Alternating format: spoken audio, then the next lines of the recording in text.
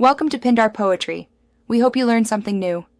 In this video, I will explain how to make a stock audit report. First, understand that a stock audit report is a formal document detailing the physical verification of inventory against recorded data. It's crucial for businesses to maintain accurate inventory records to prevent financial losses and ensure smooth operations.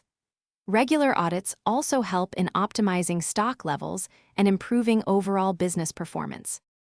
Before starting, meticulous planning is essential for a successful stock audit. Begin by defining clear objectives, such as identifying obsolete stock or verifying inventory valuation. Next, assemble a skilled audit team, assigning specific roles for counting, data entry, and verification. Finally, prepare all necessary documentation, including current inventory lists, audit checklists, and discrepancy forms to streamline the process. When conducting the audit, implement systematic physical counting methods, such as cycle counting for continuous verification or a full inventory check. Carefully reconcile these physical counts with your existing inventory management system records.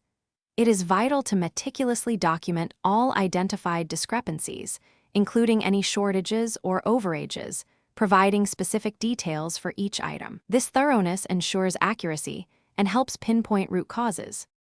After completing the audit, compile all findings into a comprehensive and easy-to-understand stock audit report. This report should clearly outline discrepancies, their potential causes, and financial implications. Crucially, recommend specific corrective actions to address identified inventory issues and prevent future occurrences. Remember to check the description for a link to the Owala water bottle and other great deals. Implementing these recommendations is key to improving inventory management and overall business efficiency. Thanks for watching. Consider subscribing if we helped you.